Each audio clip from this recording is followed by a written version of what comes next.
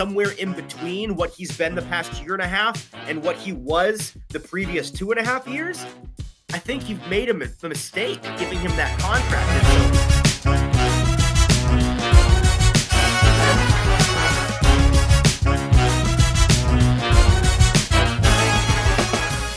Hey, welcome into the Hot Read Podcast for Friday, March the 8th. I'm your host, Easton Freeze, Director of Published Content here at BroadwaySportsMedia.com. We're also brought to you by the 440 Podcast Network. You can follow us on social media at Easton Freeze. I'm joined as always by producer JT, who you can follow on social media at JT_Runke. JT, how are you? I'm good. Happy Thursday. If you're listening to this on the day after, happy Friday. Getting ready to get into some free agency. A week from now, we'll probably see a couple of new players donning the two-tone blue. So excited to jump in and speculate about who that might be. Absolutely. I am not home, obviously. I'm here at Sea Island, Georgia. I can't decide how I want to wear my headphones here on my laptop. Having a good time, a little spring break action. So JT holding down the fort for us in Nashville. And if you hadn't heard from earlier this week on our Tuesday show, the Tuesday show next week, the early week show next week is going to be the producer JT show. They're going to talk about, I don't know what they're going to talk about, whatever they feel like they want to talk about. JT and whoever he decides to have on the show should be a good one. So tune into that one because I'll be traveling that day.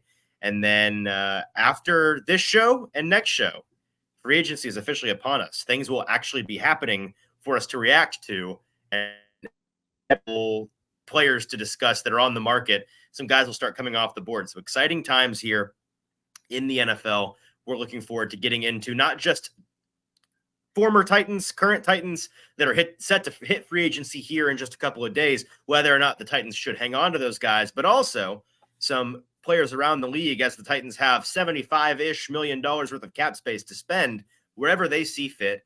A number of key names around the league hitting the free agency market. The Tennessee Titans could absolutely be in the market for really any of them at any of the positions because they need a lot of everything. And so we're going to dive into some key names there and discuss what we think this team should do. There are many different paths they could take. And so we're going to try to cover as many of those bases as possible. If you want to join us in today's live chat, you can do so by going over to Broadway Sports Media's YouTube page. That's Broadway Sports Media on YouTube, finding this live stream. And in the comment section of that video is when you can be a part of the conversation today, like Derek, D. Good, William, Alex Titan already are. Alex saying, I need a Titans free agency rumor like I need oxygen right now. My friend, I'm sure that they are coming within the next 72 to 96 hours, I'd imagine. Derek saying, I have a bad feeling the Titans aren't going to sign anyone, or at least anyone worthwhile. Well, if they sign no one, I don't know who's playing football next year because this roster has like 17 guys on it right now. So they got to sign somebody. But Derek, I'm sure I'm going to assume you mean anybody of note, and you're going to be left feeling underwhelmed by free agency. I'd imagine they get at least one big boy name, and we're going to discuss who we think that might be today, amongst some other things. One last thing before we dive into today's conversation. If you can be so kind as to hit the subscribe button on YouTube. We are trying to get our subscriber count up and up and up. We are almost to our goal of 1,000. We've built this website, this site on YouTube, this channel, really from like no followers as we started doing YouTube this past year. And so we're trying to hit that first 1,000, a very difficult milestone, but an important one. And so if you can help us do that in any way, we would appreciate you doing that's very helpful. Hitting that subscribe button, easy for you, helpful for us. JT, where do we want to begin today? We can start on the Titans side of the ball, guys that they should retain or should absolutely let walk. We can start with some guys that may be coming in and be new Titans. Let me start us off with just some general dates to give some folks an idea of when the festivities are actually going to begin. So next Monday, the 13th, at noon Eastern time, 11 Central, is when the legal tampering window is open. That is when teams can legally get away with what they're already kind of doing behind closed doors, talking to free agents, talking to agents of free agents, trying to figure out who they want to target, when, where, and why for their team once the actual free agency begins. The legal tampering opens on the 11th, ends on the 13th, which is that following Wednesday, this upcoming Wednesday, little less than a week from today. That at 4 p.m. Eastern time on Wednesday is when we will be having free agency officially begin. signings can come down legally, and they will come hot and heavy on the back half of next week and into the weekend with some of these big boy names coming off of the board. That being said, before we dive into individual guys and the merits of them, do we want to talk a little bit about philosophy, JT? Because you and I had a special guest on the show 2-3 weeks ago now, Randy Mueller, former NFL GM working with The Athletic now. And we talked with him a good bit about the importance of knowing the difference between big game hunting and free agency and shopping in the bargain bin, right? Not being afraid of overpaying when you should and shouldn't be afraid of it, and just being wary in general of winning free agency, typically not a good recipe.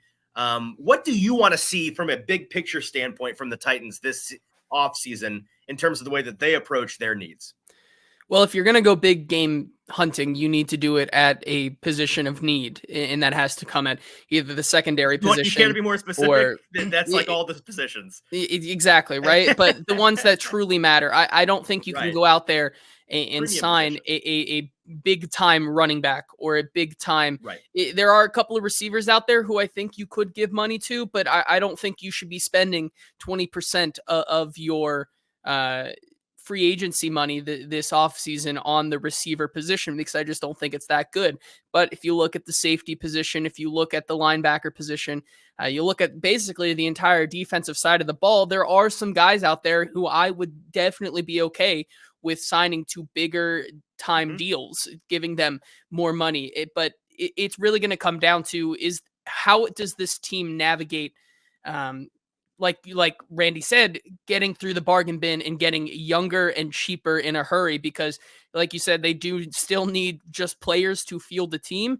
And that can't always come with just paying every player top dollar to kind of build your team. You have to find some of the value. And I think that's what Rand Carthen and company are going to try to do.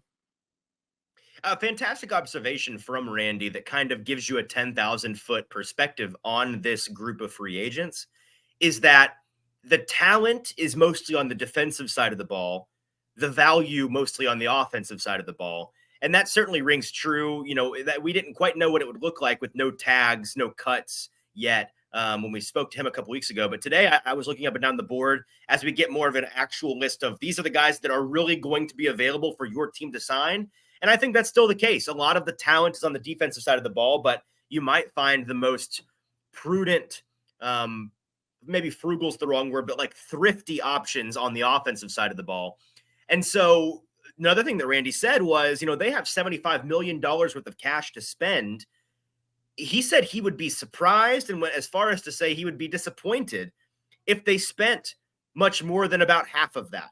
And the more I think about it, the more I think that might be the best way to go. Now, don't get me wrong. If they have a big game guy or two that they are really zeroed in on as a guy that can be the next guy for them in a certain role, or he really fits the identity of their team, and they think he's going to be a foundational linchpin of their team, and they're willing to take that risk, don't be afraid to sign a big contract or two. But in general, I think it's going to be more about the quantity than the quality with these guys on a Titans team that, if we're being honest, not looking to be top end of competitive next year. They're not pushing all their chips into the table by any means. They are in rebuilding year one and trying to, I think their ultimate goal, figure out whether or not Will Levis is their guy for the future. And so that's something that I think we have to keep in mind.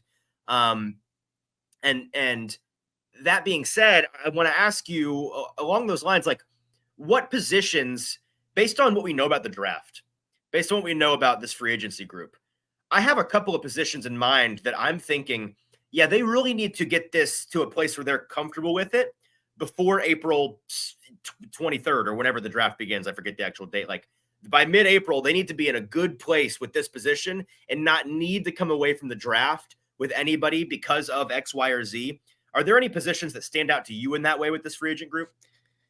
Yeah, I think it's the safety position because there's just too much good talent for them not to go out and get some, whether it be some of the top end guys or even bringing in maybe Kevin Byard on a reunion team friendly deal once again, just to build up that depth. I think especially in the secondary kind of both the cornerback and safety positions, they need to feel like they are pretty set and are, if the time and the opportunity arises where they can go best player available, maybe at that 38th pick, and they want to add a true number one corner to go with the rest of the veteran depth that they've built through the free agency class, I think that's the one that sticks out to me the most, that they need to have set in stone before the NFL draft. I think one other one that I would throw in there is the wide receiver position, and not just because of the need there, but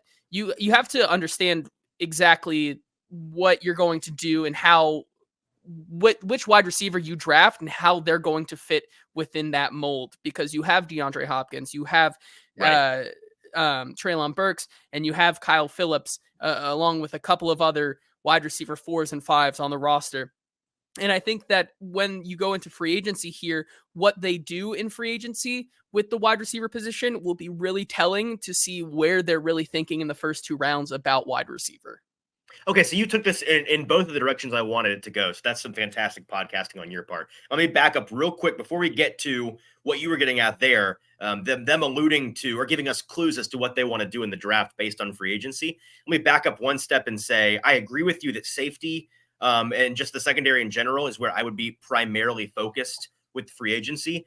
For me, in particular, the positions are inside linebacker and safety. And for both of them, partially that reason is, man, the talent in this class, this draft class, just really is not there. And there is some really, I wouldn't say phenomenal, but there's a really good group of solid, NFL starting caliber players available, not just one or two guys, young. But who are relatively young for as free agents goes at both of those positions, absolutely in free agency. And so, the other reason is, yes, you can with some of they have 3 7th-round picks. They've got a 4th, a 5th, and a 6th.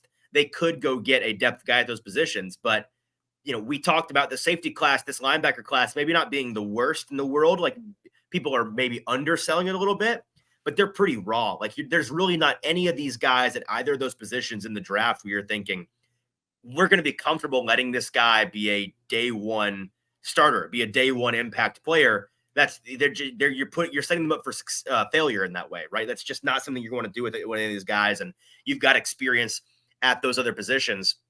Just pulling up the list, because the safety position wasn't a crazy strength of the free agency class like 10 seconds ago, but then a million of them got cut in the last 3 days, and so now the list looks really, really impressive. I'm trying to, so here we go. Here's the safety free agent market. This is not even the whole thing. This is just the highlights, right? You got Xavier McKinney, Kyle Duggar, Justin Simmons, newly added today from Denver, Cameron Curl, Eddie Jackson, Kevin Byard, Julian Blackmon, Geno Stone, Micah Hyde, Jordan Poyer, CJ Gardner-Johnson, Quandre Diggs, Jamal Adams, Darnell Savage, Jeremy Chin, Rayshawn Jenkins, Jordan Whitehead, Tracy Walker, Jordan Fuller. That's a lot of guys that and at the safety position, like, the average fan doesn't know a ton of safeties in general.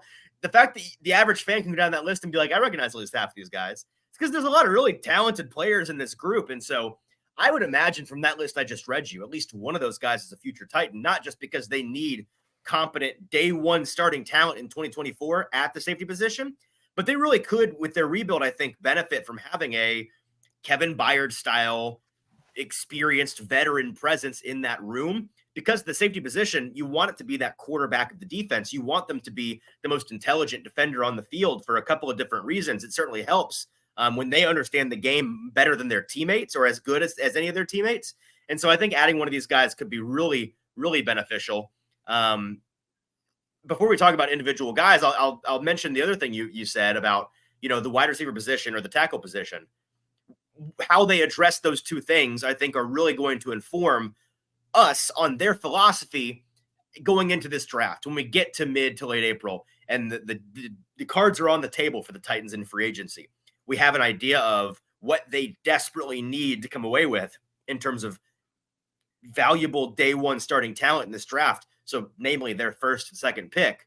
If they go spend on a couple of, 2 of the 4 or 5 top wide receiver free agents, I think that's going to, if I told you, a month and a half from now, JT, the Titans have signed Calvin Ridley and they have signed, like a Darnell Mooney or a Curtis Samuel to the team. How confident are you that one of those first 2 picks is still a wide receiver? I think that changes the math entirely.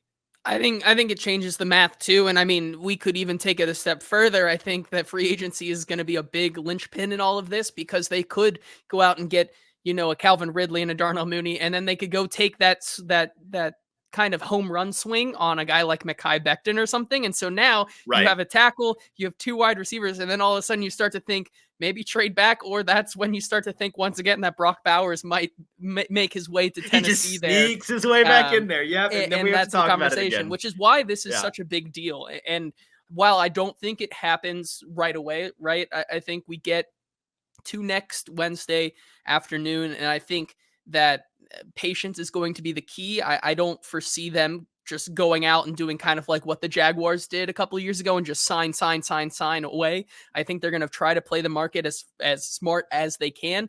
I wouldn't be surprised if they don't sign a guy until about maybe midday Thursday, maybe Friday. Maybe they take their time a little bit and just kind of see how the market is playing itself out before they start jumping on the value that they want, which might make fans a little bit, they may make them impatient. You just know that's how it's going to go, right? Because it's too perfect. The Titans, we have like 6 months we've been talking about, like, look at that cap space. Holy cow, they can sign anybody, and they'll just sit on their hands for 24, 36, 48 hours, make everybody go crazy. Yeah, exactly.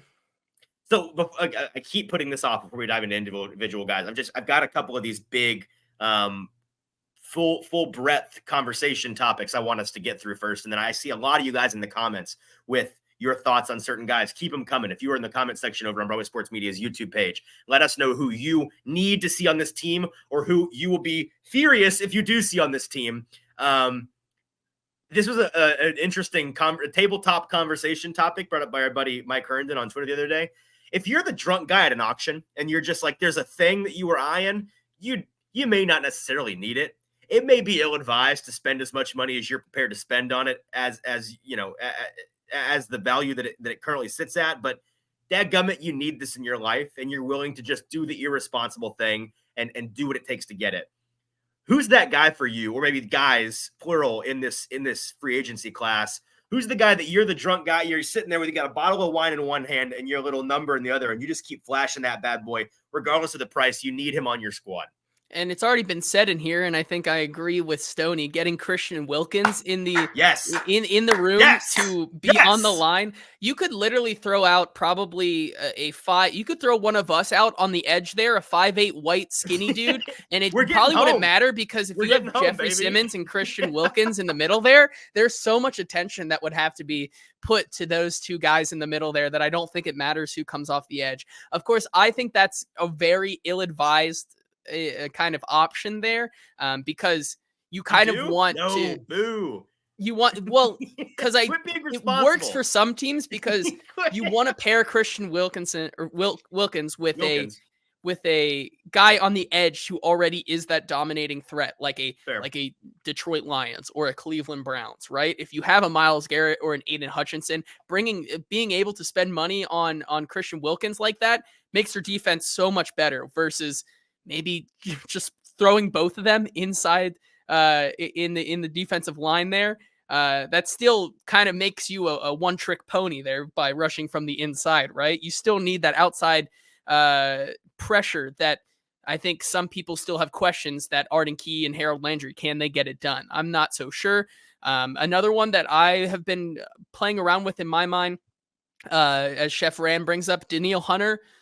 He says he likes him over Wilkins. I think that's also an interesting idea if you were to actually spend big money on a pass rusher, because you really don't need to. But if you were going to, Danielle Hunter from Minnesota, I think, is probably the best and the option that makes the most sense for the Titans to bring in there to pair with all the guys on the front 7. So those are 2 guys that I think if you were going to just throw the money down on the table and go get the best player, those 2 are my choices. And those 2 exemplify this idea that, again, the talent is really on the defensive side of the ball in this free agency. I couldn't agree more with you on Christian Wilkins. Man, the things that I would do to see that guy line up next to Jeff Simmons, just, give me that. I don't care what the number is. I really do not.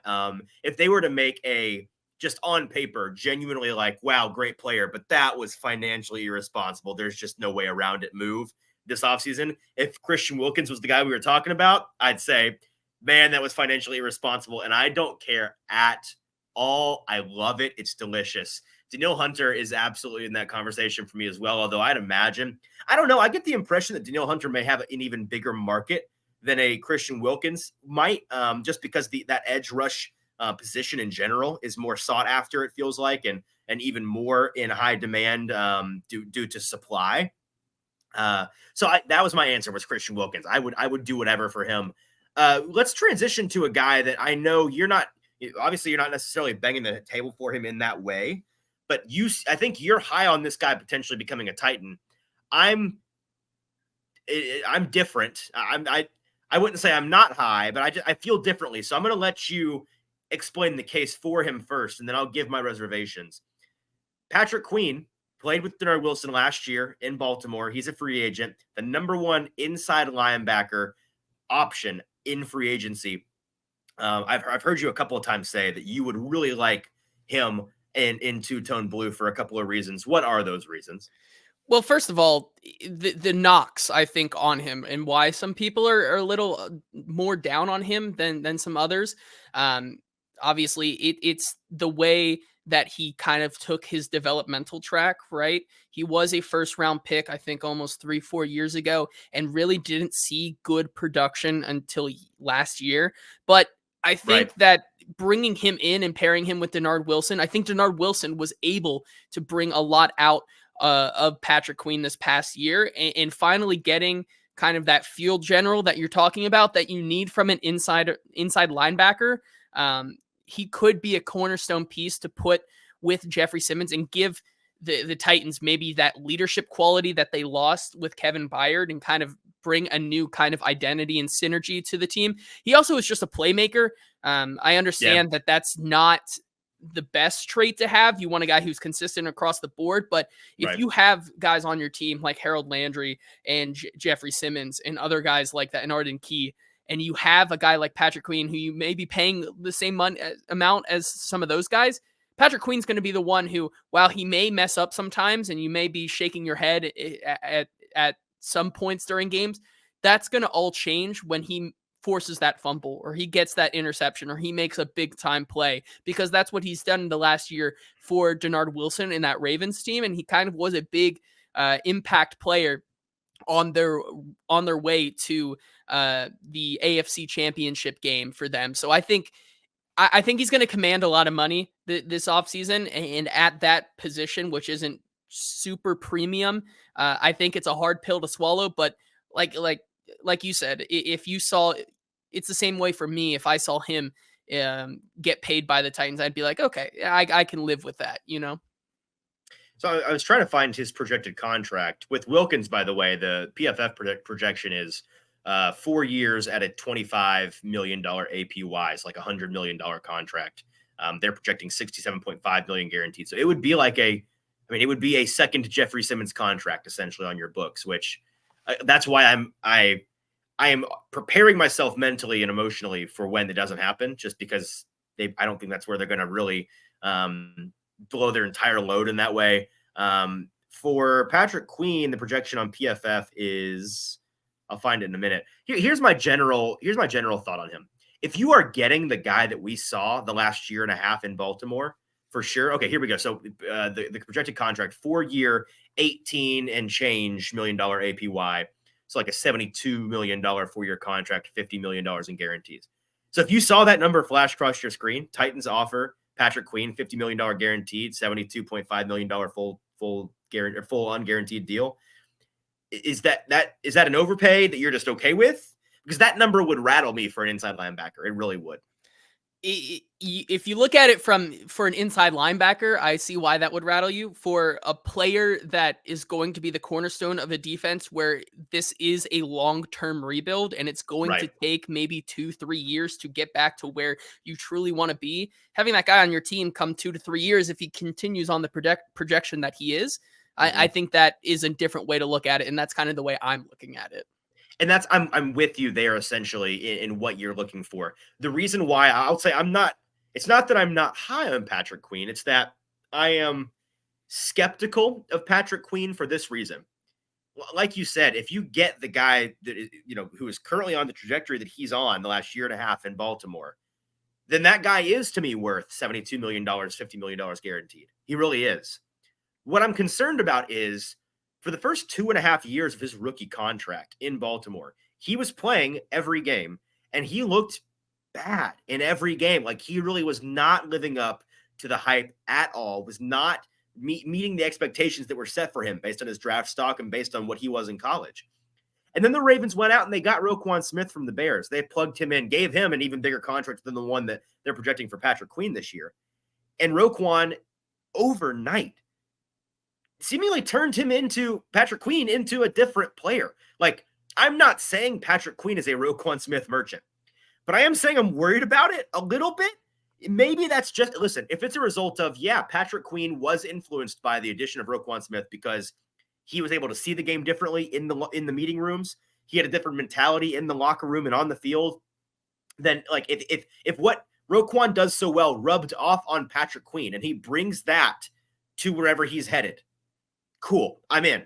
What I'm worried about is that Patrick Queen needed it was a puzzle piece. Patrick Queen was made what he was because of the presence of Roquan Smith. Their abilities complemented each other so well that it exemplified the positive things that Patrick Queen does really, really well, the things that make him a high-end prospect, and it completely covered up the deficiencies in his game.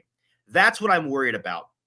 And if that's what the case was, and he even goes back to somewhere in between what he's been the past year and a half and what he was the previous 2.5 years, I think you've made a mistake giving him that contract. And so that's the gamble. I think it's going to take somebody who is really confident in their relationships with the coaching staff up in Baltimore. I mean, listen, if nobody else, Dillard Wilson, the Titans' new DC, should have an idea of what the situation with Patrick Queen was. He should have some idea along those lines because he did work with him some. But I don't know. And I also, to kind of pivot our conversation, I kind of think that it's not going to matter because I think Patrick Queen and Geno Stone are both going to be Seattle Seahawks.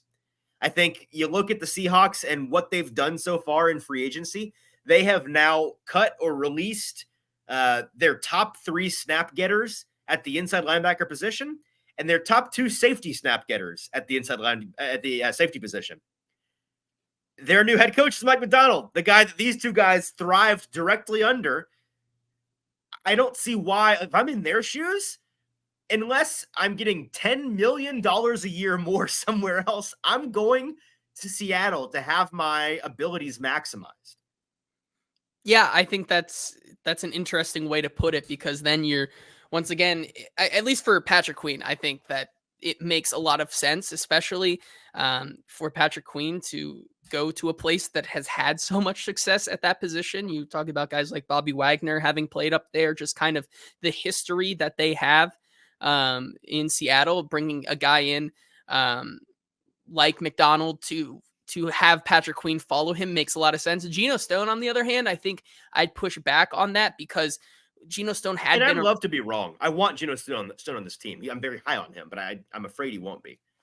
I think Geno Stone had a lot of his success due to Dillard Wilson this past year in the way that he was able to make more plays and be a little bit more poised in his game. So I could see maybe Geno Stone being that guy who continues to follow Dillard Wilson, who I also don't think is going, despite leading the league in interceptions, I don't know if he's going to command like money like that because outside of the interceptions, you look at him and I think he still has a lot of room to grow in his game. And I mean, there's a lot of reasons why you could make an argument for Geno Stone in Nashville. He had a career year under Dillard Wilson.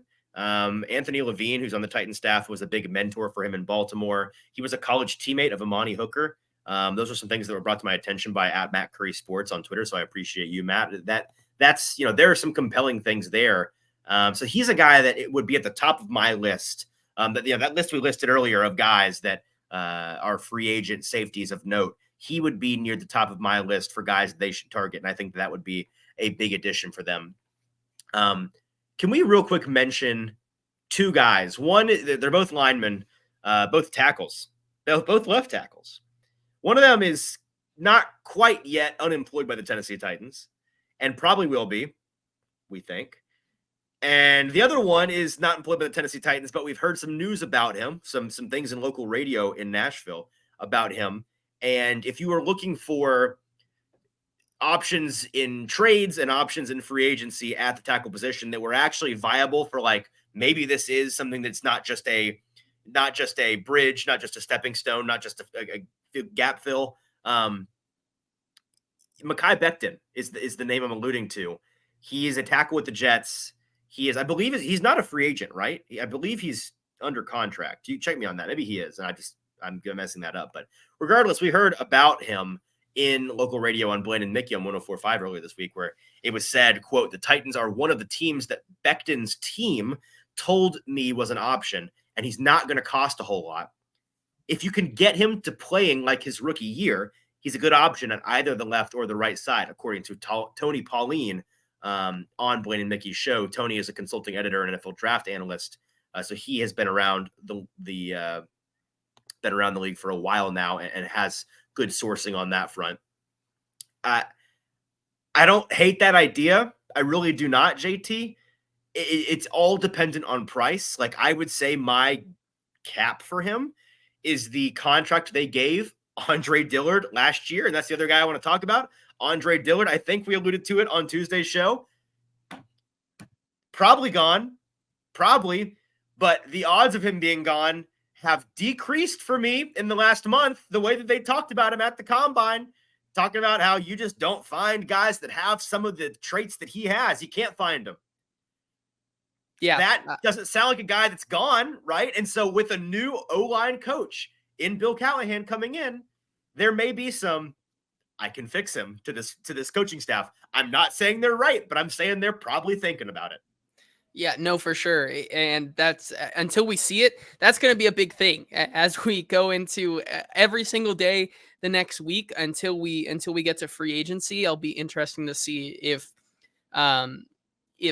a guy like Dillard is still on the team, because once again, you have the money, right? You have the money, I guess, but like, at what point do you say that money is okay to be still spent on a guy like Andre Dillard in finger cross mode, where you could just cut him and then find another option in like Mekhi Becton, who may have better traits, and just the injuries are what has really deterred his career. And so I think that also playing for the New York Football Jets can't help you, right? This is also true. But I think I don't see what would be stopping them from taking that mentality and saying, okay, see you later, Dillard. Let's take the guy who is just like you, and we're going to use the same kind of model as kind of trying to take a home run swing here, but maybe have a little bit better success and maybe have the better odds stacked in our favor. And again, I am not saying it's likely that he is on the roster. I'm with you that if the money was equal, if it was a matter of you had a chunk of $10 million to spend, who am I giving it to? 100%. It's not Andre Dillard. But just to remind everybody, the contract situation with Dillard, he is owed $7-8 million this year by the Titans, whether he is employed by them or not. That's the guarantee for him. They can save $2 to $3 million by cutting him. And so that presents the question of like, okay, we're already giving him 7 or 8. Should we just spend the 2 or 3 more to have the body, to have the option to just throw him at Bill Callahan and say, here, fix this if you can. Like, it does not work. Might be fun to fix. Here you go.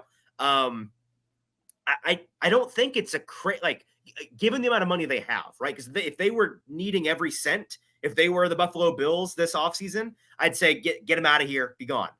But because they have some, you don't never have money to burn in the NFL, but they kind of have money to burn, right? Just throw a couple extra $1 million at that contract and just see what happens. I think maybe it's the sadist in me that's just won over, and I'm now full blown. Let's keep this. Let's just see what happens. Keep him on the roster.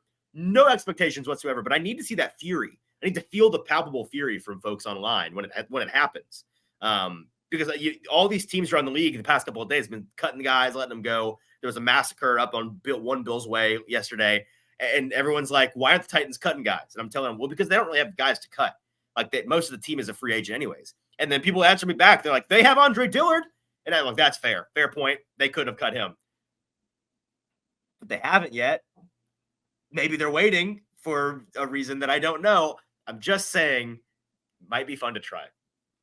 You certainly are the cat, and the curiosity will come for you one way or the other. We'll have to wait and see. That is for sure.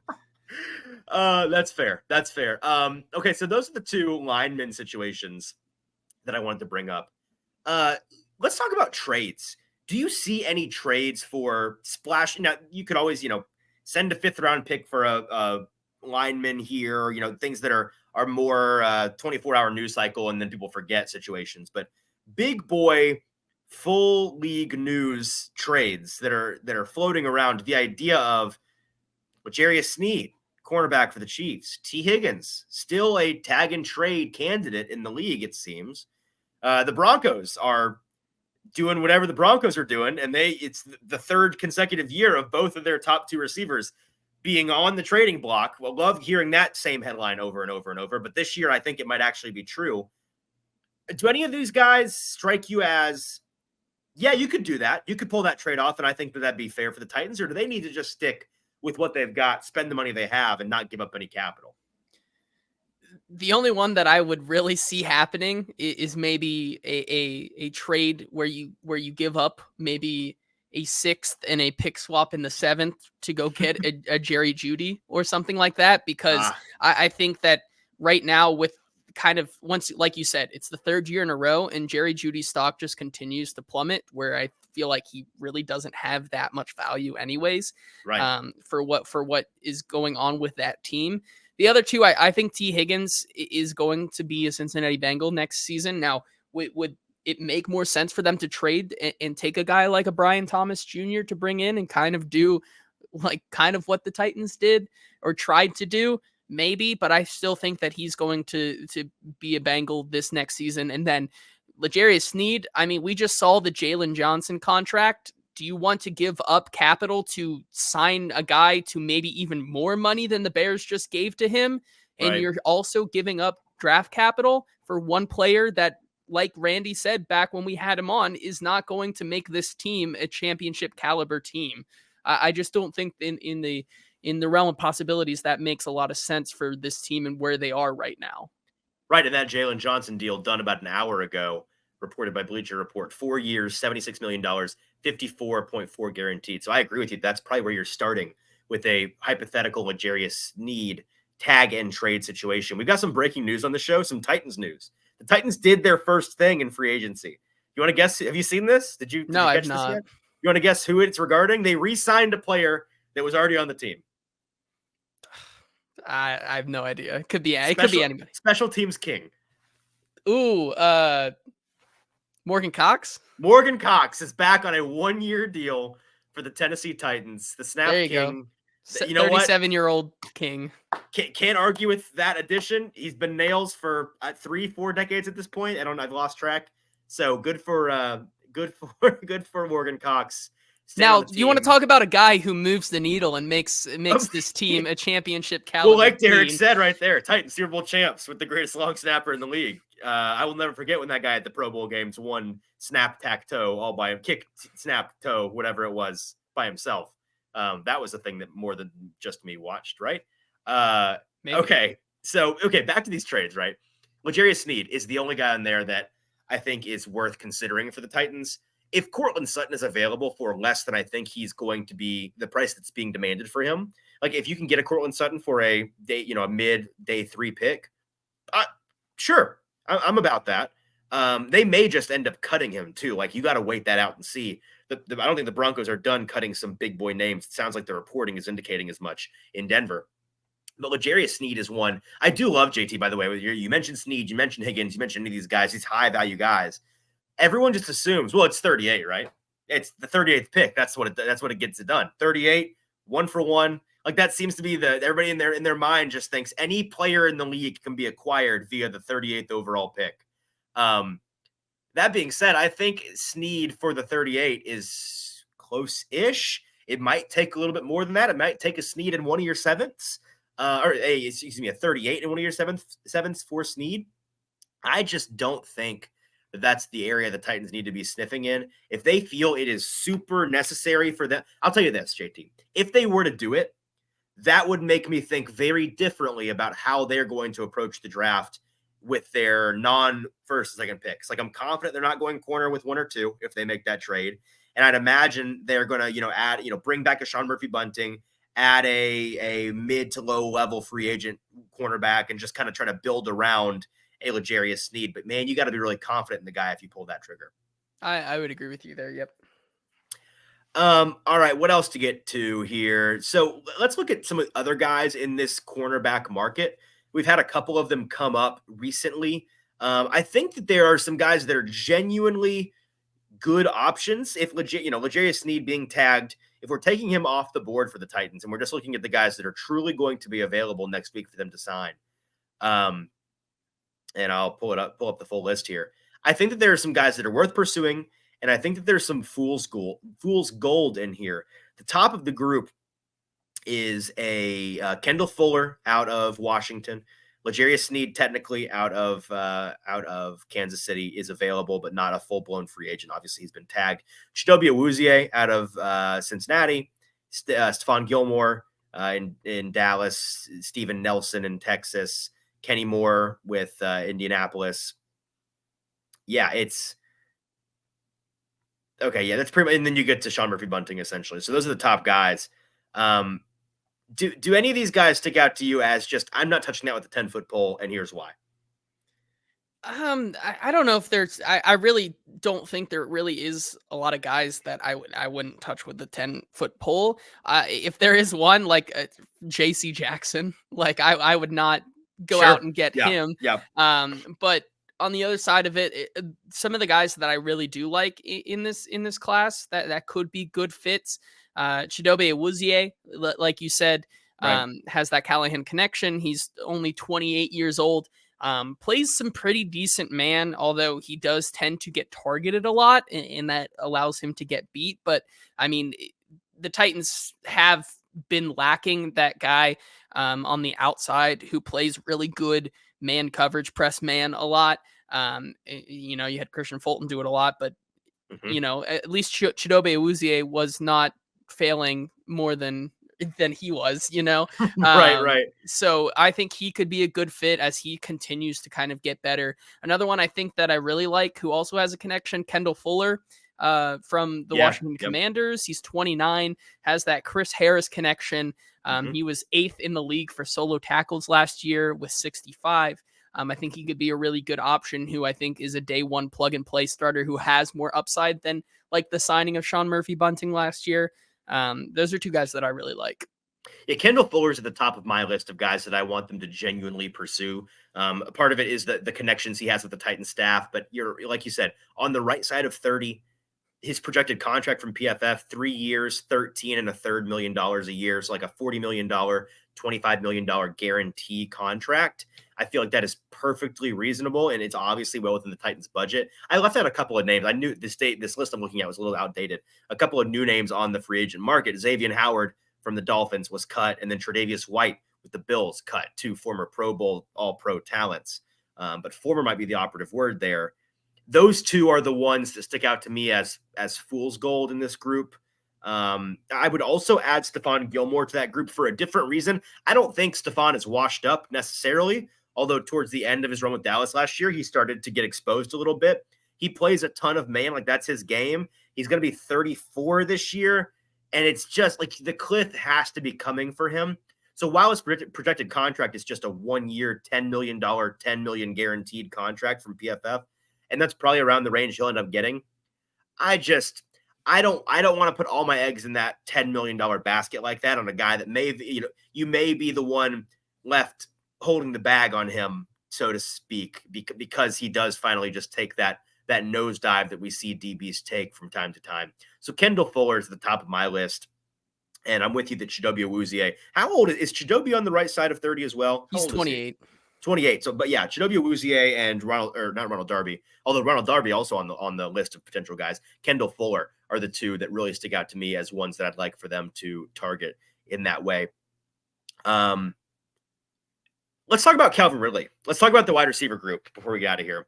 And I know that you sent me an article from Reception Perception earlier this week that I found really fascinating. It's essentially making the case for why his season in Jacksonville last year wasn't as bad as folks think it was. What did you garner from that article? And are you in on Ridley getting a Christian Kirk-esque contract or more? Yeah, well, I have to. What the article showed me is that there may be some more problems with who's throwing the ball than just Calvin Ridley. What Calvin Ridley Are you leads on. joining our buddy Zach on the Trevor Lawrence is hashtag bad train I'm certified not. I'm not saying he's bad, but I'm saying mid that I mid think that train? the criticism that Calvin Ridley got last year um, may not all be his fault, because I think when you Mm, look at his success, when you look at the route percentage last season, it's a lot all over the place, and a lot of like what Calvin Ridley isn't really known for. Right, I think you saw a lot of his route percentage in a curl route. You had a lot in the 9 route, as well as mhm. a bunch of comeback Go and route, out right? route. Mhm. Where go route, where you saw, despite that percentage, you saw in the success from the out route, corner route, go route, post, dig, anything like that, where you're going upfield. All of his success in those positions right there were north of 70%, where his corner route was the lowest one at 73.3%. This is a guy on the post, dig, and out route was hitting on his routes over 80%, right? Mhm. So I think, which And they just brings they us just to weren't another utilizing it. They which weren't brings us going to that well. another conversation with, well, who was really the mastermind behind a lot of what Calvin Ridley was doing last year, Nick Mr. Nick Holtz. Holtz. It Hello. brings up Yeah. some questions there with what he does. But with his game, I think that if there was a guy, despite him being 30, Right. and only he Which now has still, I another. said it 3 shows in a row. How is this guy 30 years old? He's like 28 tops in my brain. I don't get it. Now having another year under his belt, being back in football, it would be an interesting gamble to bring him in. However, I think that what a lot of what he does, DeAndre Hopkins also does, and does better. So it'd be kind of like Mm, bringing in a DeAndre redundant. Hopkins light, when Brian Callahan said to us that they want to diversify their options and have kind of a little bit of each on this team. Now, that's not to say that Will Levis didn't have a lot of success throwing to DeAndre Hopkins. Now, could he do the same for Calvin Ridley? I think so. But this article really, for me, showed me that I think Calvin Ridley got a little bit too much hate. And maybe Mm. a lot of the hate was, we drafted him super high in our fantasy football leagues and he wasn't performing. So, Right, wah, right. like something like Yeah. that. But when you look at the real football, um, I think depending on the contract, he may be worth it. It's lame excuse making, but it may be a genuinely good reason. He was coming off of a year and a half of not playing football, right? There probably was some element of rust, and I'd imagine, barring age-related, injury-related setbacks, I'd imagine he probably plays at the same level, if not better, this upcoming season, just because he's getting back in the swing of things a little bit.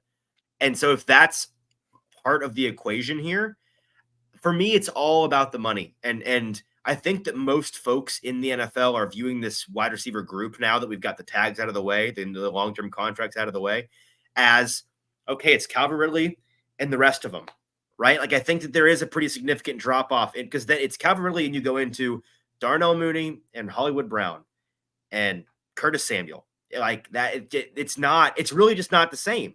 And when that happens, it tends to just really, you can get into a hyperinflation situation with the value of that top guy, because everybody feels they need the top guy, or else you're getting a really, really poor second place. Um, and for that reason, like, if I'm starting at the Christian Kirk contract, I'm okay with that number for him. I am. You're paying him to be a high end two. I mean, Christian Kirk was paid to be a 1, but because of the salary cap increase since then, that's really like high end wide receiver 2, 1B money. Cool. You're paying him to be that to DeAndre Hopkins. And if you end up paying him wide receiver 2-ish money, and he ends up being your 3 because you draft a Rome Odunze, or you draft a Malik Neighbors, or you draft a guy that is going to be a big part of your rotation, or DeAndre Hopkins is the 2 and you get bumped down. Fine. Like that's an area where the Titans can afford to overpay. It brings me into this general idea, JT. And as I thought about this free agency group, this is where I came back to, like, trying to think about what is the Titans' primary goal this season. Is it to be as competitive as possible right away? Or is it something a little bit different, adjacent to that, but a little bit different? And I think it is different. I think it is, we need to take the big step needed to become competitive the next year. So in 2025, let's be all in then. But most importantly, we need to know definitively, based on this season, whether or not Will Levis is the guy. And in order for them to do that without a shadow of a doubt, I think they have to be really, really solid at worst, either on the receiving front or on the protection front. If he has real problems every other game with one or the other or both, all season long, there's going to be some shadow of a doubt in a lot of people's minds, and you're not going to know for sure. So if they need to overpay and have a DeAndre Hopkins, spend too much money on a 2-3 year deal for Calvin Ridley, and you don't quite ever get what you paid for in that way, and they go and draft a Rome Odunze, and they've got just bang, bang, bang, there's no excuses with your pass catching talent. We've got you dudes. I'm okay with that because it gives me the ability to say, yes, Will Levis is the guy, or it's time for them to look elsewhere. Yeah, I think so. It really will be interesting to see, like you said, if they were to draft or sign a Calvin Ridley, would they still go back to that well and get the stalwart number 1 guy of the future, or kind of try to kill 2 birds with 1 stone and go with Calvin Ridley and maybe a smaller option like a Tyler Boyd, and then go left tackle and kind of try to kind of fill both needs. In that way, you have no questions asked. Let's see what Will Levis has got in the tank. Before we get out of here, do we have some comments we should get to today, or are we? We do have a lot of comments with a lot of people who have some thoughts today. Let's hear 'em. Alex Titan says either offensive line or DBs need overhauled before the draft. I would say that. How are you overhauling O-line though? Like, are you bringing in Mike Onwenu from New England and just praying he can be a tackle, which I think is foolish? You're going and getting Mekhi Becton. Like, are there players available to you? Let me ask you this, JT. Are there players out there where money, no object, number of players added, no object, you're comfortable with the Titans offensive line going into the draft, having, like, we don't need to draft a lineman high. We're set if we get nobody.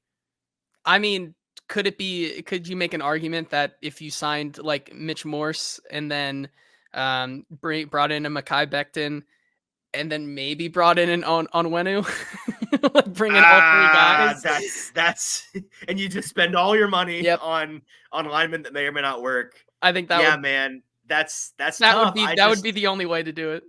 I guess you're right. I still don't like it. I'm unhappy if that happens, but I guess you're right. So fair enough. Like, that's the only way that would happen, probably. I don't. And you mentioned Mitch Morris. You mean as a center, correct? Yes. So we can keep going through questions here in a second, but I want to ask you: center is a position we kind of neglected here. I didn't list it at. I think a lot of people in our media market would list center as one of the positions the Titans need to address in free agency, and they certainly can. There's some guys out there that are available that you can do that with for sure.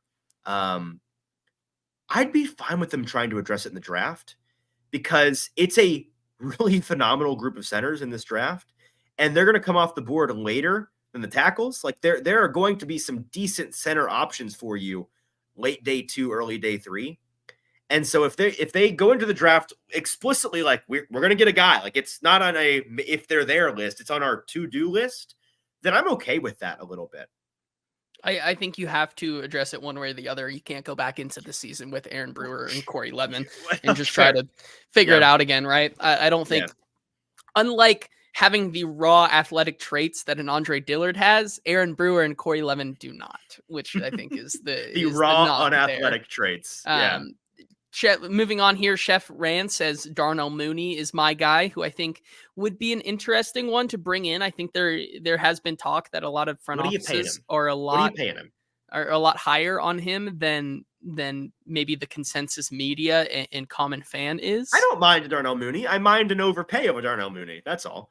And to that, Kenneth also says, is it telling when the only quality receiver to get is Calvin Ridley this go around? And I think if it's more telling of that's how the franchise tag works, and maybe not to get overly excited before all of that goes down in the offseason. I think that's maybe the way to look at it.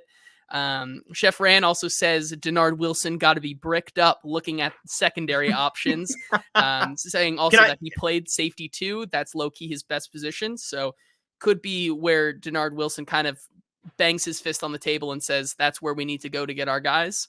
Can we stop real quick on the receivers? Because I pulled up the projected contracts for both of those guys. Ridley, if this is the number, Titans should mail the check today.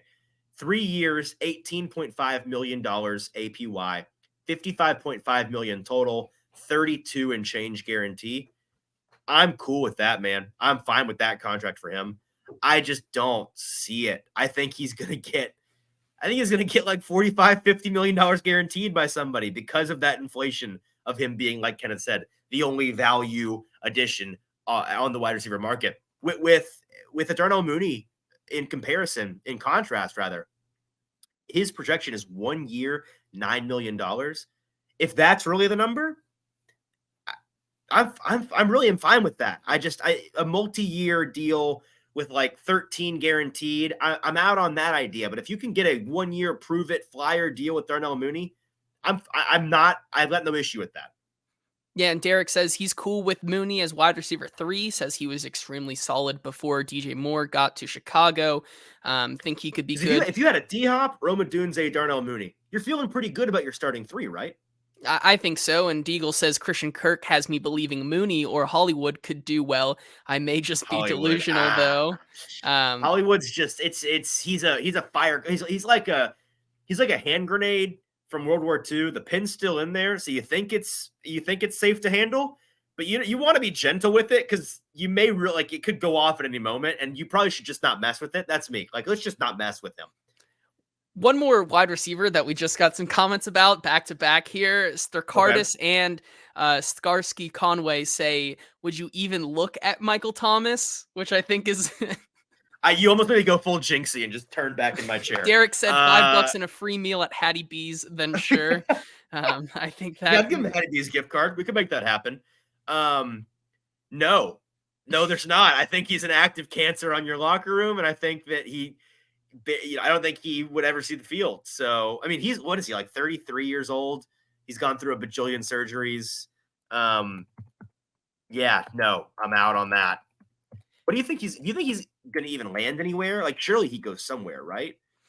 I mean, it would be very cathartic if he went to like the Chiefs or something and they, try to do something with that. Well, you're saying cathartic if he goes and is bad. I'd be afraid he'd go and just be like prime Mike again. He's 31 years old. So yeah, no, the answer is no. Derek says, please bring Byard home. And Alex says CJ Gardner-Johnson makes a lot of sense. 2 guys who I think one could be brought back on a team friendly deal and another guy who you may have to pay a pretty penny, but I think would be worth it in the long haul there. I get the impression Gardner-Johnson's going to be a Lion. I think that's I've heard that's kind of just a matter of time. That could change, but I wouldn't hold out too much hope for him to go somewhere else. With Byard, I know a lot of people have made fun of oh, now you want Byard back after he went and you saw he sucked with the Eagles. If you got him back on an appropriate deal for what he is at this point in his career, he can still play some football. I know you and I at the Combine were talking about this with Nick Suss. It's a possibility for him to still be of value to your team. It's just in a different role than what he was at his prime. You have to understand that. And that's going to come with a very, very different cap hit. It's going to come with a very different contract. So I'm not as high on him as I am with a Simmons out of Denver that was released today, who they're the same age, but Simmons seems to have a lot more gas left in the tank. Had a really, really nice year last year. But yeah, I don't mind just in general, that genre of lost a step veteran presence cornerbacks. I think they have a use for that guy. And then finally, our last comment here, Derek also says they need to spend money this offseason. Scared money do not make money. And Alex says if Callahan can save Dillard, then I fully expect Bill is able to walk on water, which I would agree to. That's a fact, I believe. If that's the rule.